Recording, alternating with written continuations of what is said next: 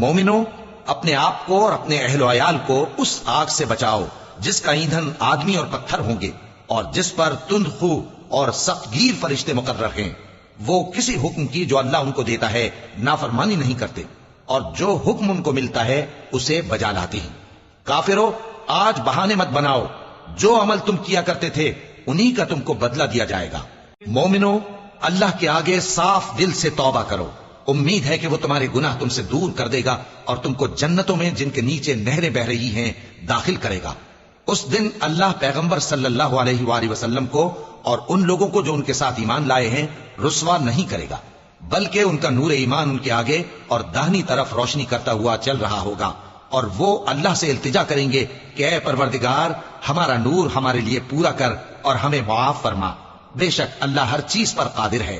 اے پیغمبر صلی اللہ علیہ وآلہ وسلم، کافروں اور منافقوں سے جہاد کرو اور ان پر سختی کرو، اور ان کا ٹھکانہ دوزخ ہے اور وہ بہت بری جگہ ہے۔